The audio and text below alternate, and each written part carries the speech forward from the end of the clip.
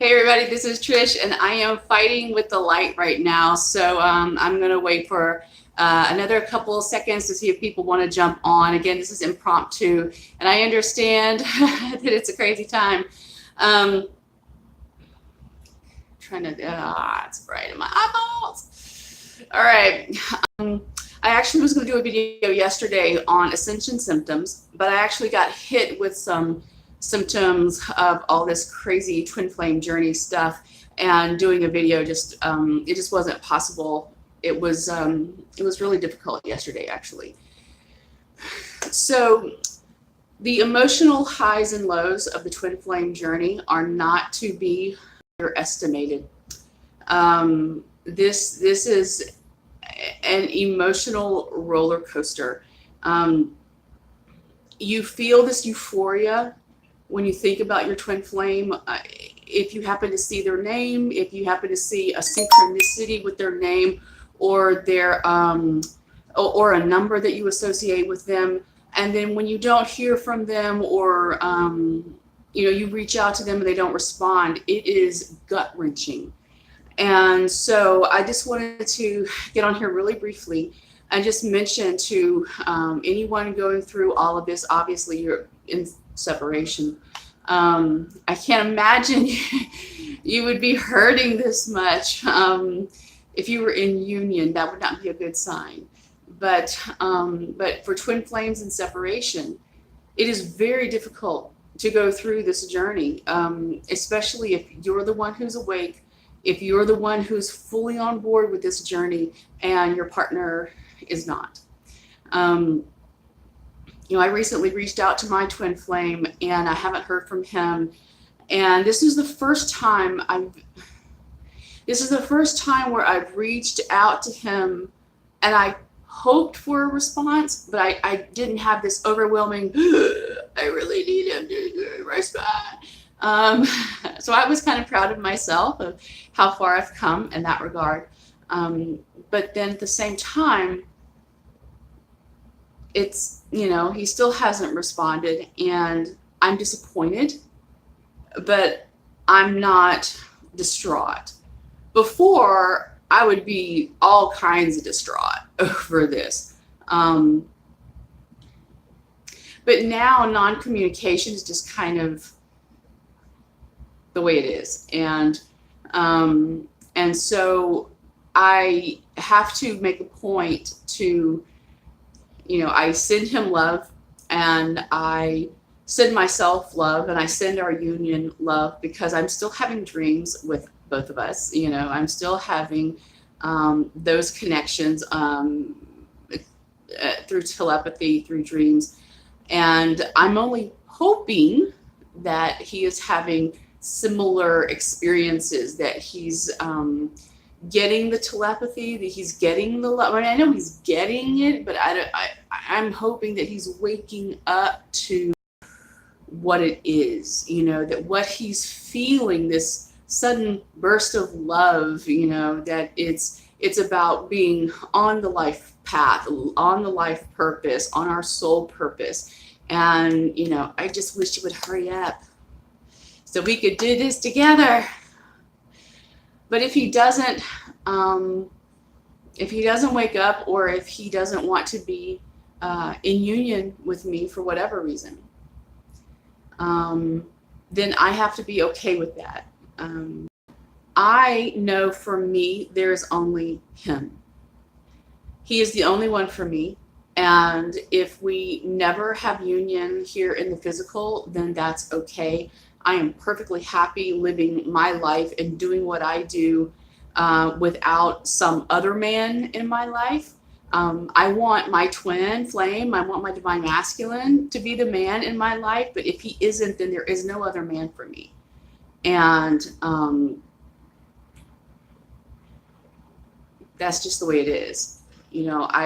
I don't need a man for orgasms. I don't need a man to make me feel wealth. I don't need a man to, cook my food or clean my house or mow the yard and take out the trash. That's not what the guy is supposed to do in a relationship. In the relationship, we do everything together. We You know, we work out things together, even chores, you know. But I'm perfectly good with being alone, as it were, if he chooses not to be in union. If for some reason he doesn't wake up, and you know, everybody keeps saying, and even my own readings have said that October is when there will be a mass awakening, especially for the divine masculines. So we shall see. But the emotional roller coaster is insane. So yes, if you're feeling crazy, it's because you are. You are crazy. We're all crazy to want to go on this, to fulfill these soul contracts that we have, that we made before we incarnated here, in these carbon-based meat suits. I just, you know, the only thing I can do is, and this has been a year now. It's almost a year, the end of this month, August. It's almost a year. And so it has been very difficult. It felt like going through a mental breakdown, an emotional breakdown. And it was so visceral. It almost felt like a physical breakdown as well. And yet it was all happening at the same time, and happening over and over and over and over and over again. And it was very rough. But at the time, I did not understand. I didn't know it to be the twin flame journey. I just knew that I had suddenly realized that this guy that I had a bit of a crush on, that he's my divine masculine. And he's the one that came to me in a dream when I was 19. And that in and of itself sounds nuts, and I know that. That a, you know, relatively otherwise intelligent person talking about this stuff, you start to sound and feel nuts. So go with it, run with it, be nuts, be crazy, be crazy in love, because the love part is amazing. The astral sex is amazing. The envisioning our life together, having a child together, living out our soul purpose together, him living his soul purpose and me living my purpose, you know, but doing it together, that's very intriguing, because until this, I've always felt alone in everything I've done. And so I think that's one of the reasons why it was so emotionally gut-wrenching when he did the running thing. And because I had finally found the person that matches me. And so I finally found, realized that I wasn't alone. I'd always been alone, always felt alone. I never fit in. I was, you know, I'm never the one who's wanted. I'm always picked last on a team or whatever. I'm never part of the cliques, ever. Whatever clique there was, I was never a part of it. I was a nerd. I was an artsy nerd. You know, I don't look like other people. You know, everybody's like, you know, tall and thin and tan, and here I am, all Irish and everything, ginger.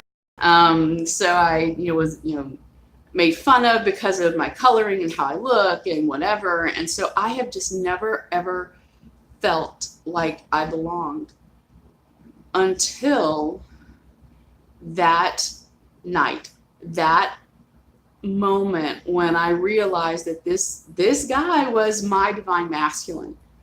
And the euphoria of that, it was like a heart opening, you know, cosmic orgasm. It was like my body just breaking off into a bazillion pieces, but flowing back together. It was the coolest thing. and it was euphoria. And I have felt that euphoria many, many times since.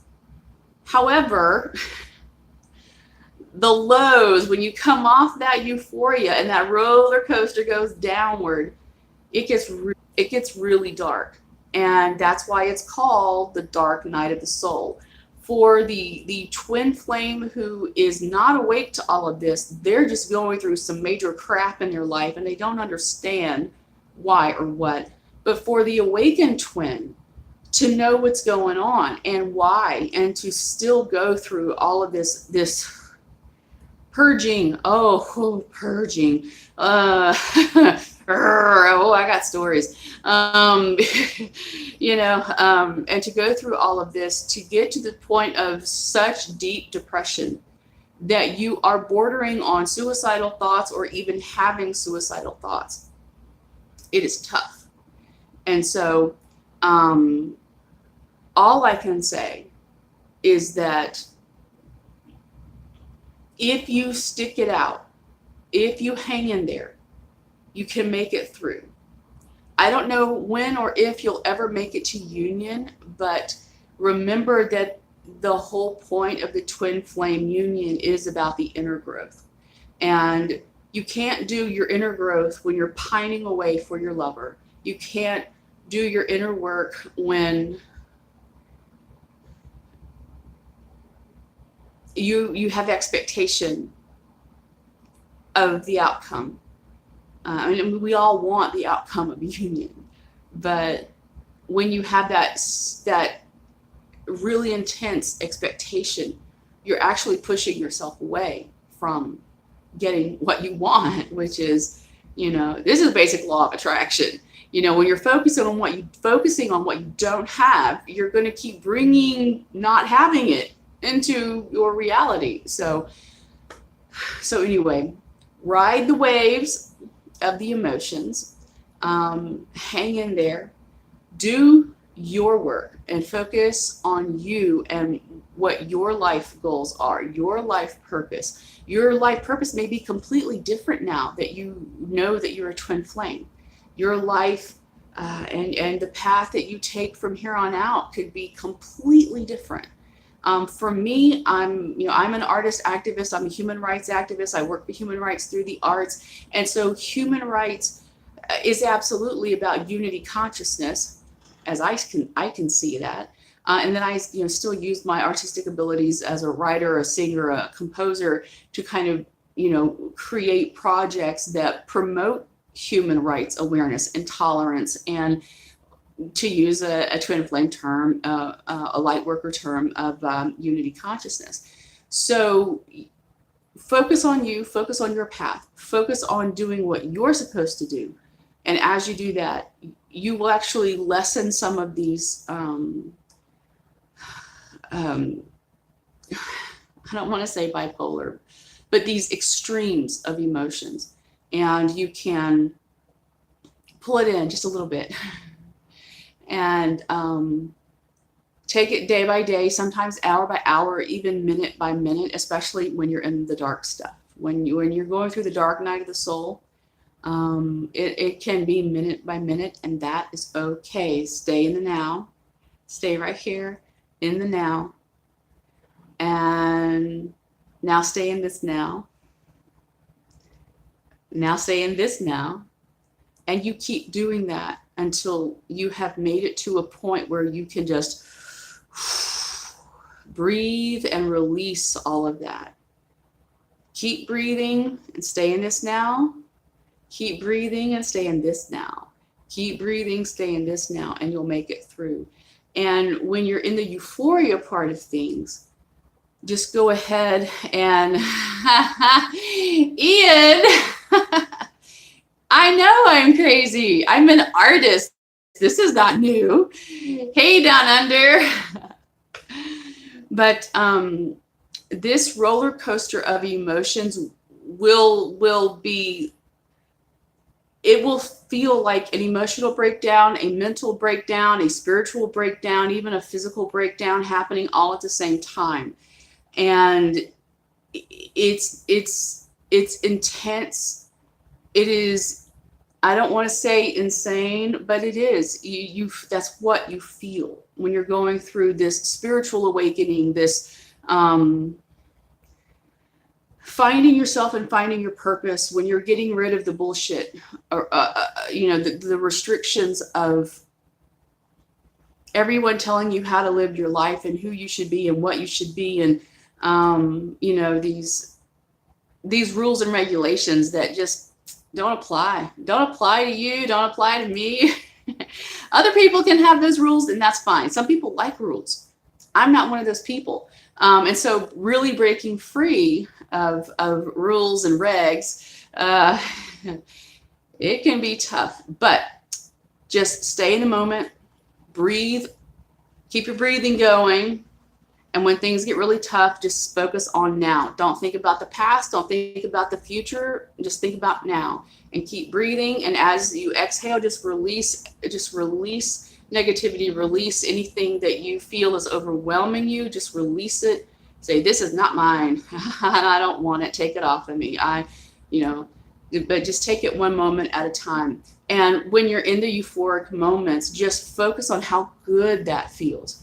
Focus on how awesome that feels, so that maybe when you are having those times of depression and soul searching, and it looks really bad, I'm not kidding you when I say I was that far away from suicidal stuff this past winter. January was bad. December, January, because I was homeless, living out of my car in Los Angeles, and 37 degrees at night, and it was bad.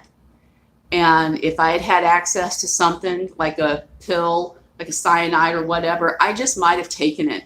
Except that I knew that in the back of my mind, it's like, well, damn it, maybe my daughter will need me. I need to be here for her. No one else needs me, obviously. Nobody else wants me, obviously.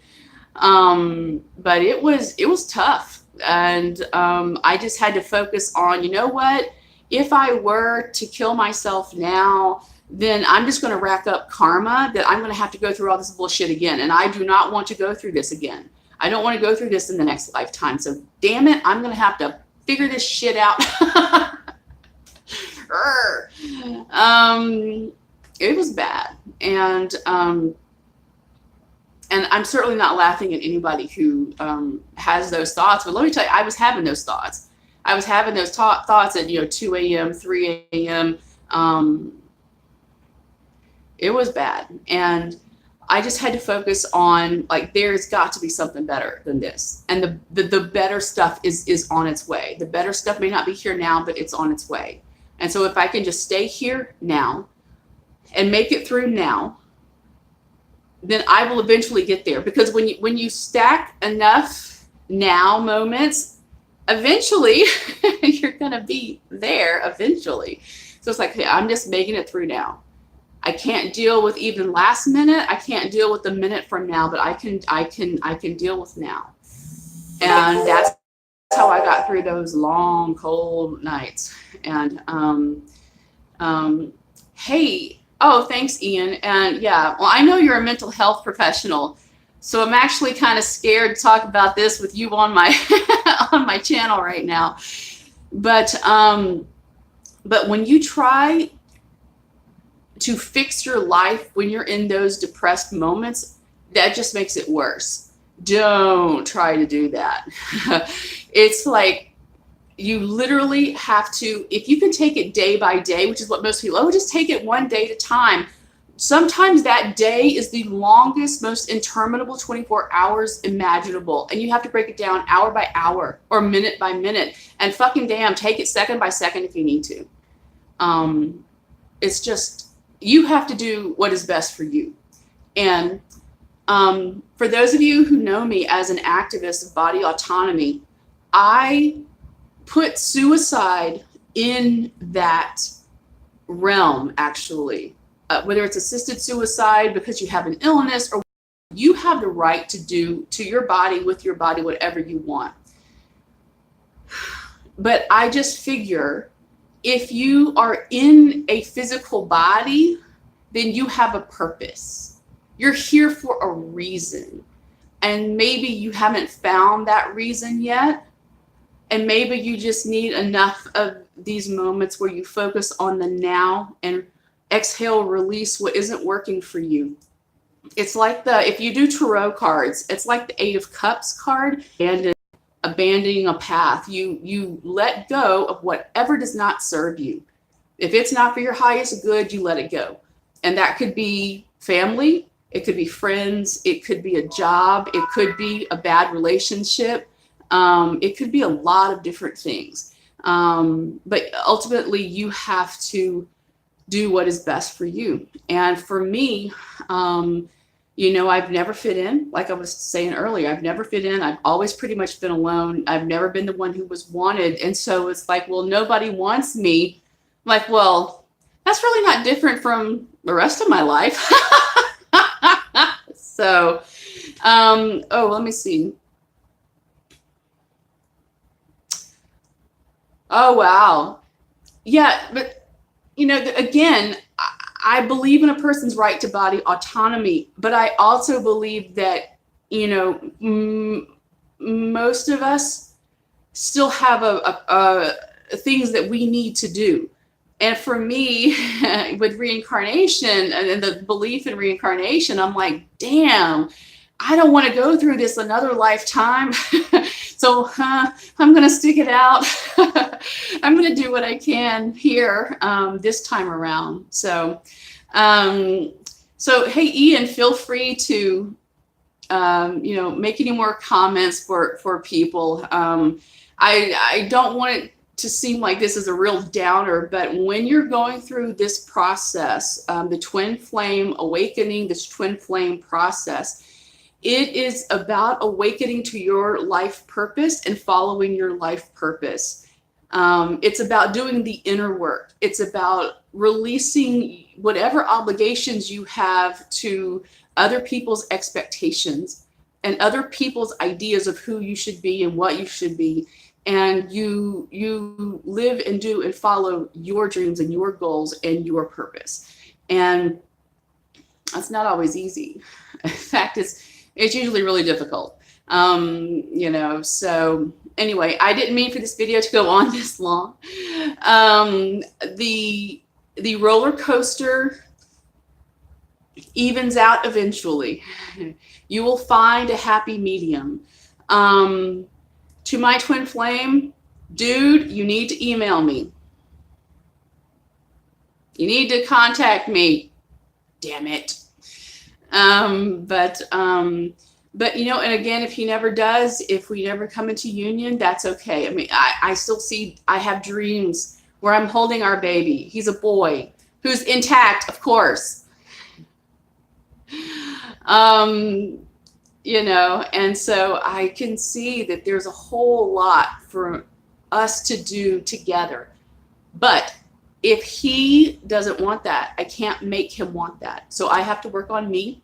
I have to do what's right for me. And I just have to keep following my life purpose and doing what I do. So if you are on this journey and you're going crazy, leave a comment below. And maybe people here in the Twin Flame community can help you and give you some great ideas about how to handle some of these ups and downs of this journey of awakening and following your life purpose. All right, I'm going to sign off. I'm sure there's some videos that you want to watch tonight. So I love y'all very, very much. I do. I love you with all my heart. Thank you so much for watching. Thank you for subscribing. Thank you for liking and sharing these videos. Thank you for commenting and being a part of this journey with me. All right, I will see y'all later. Bye.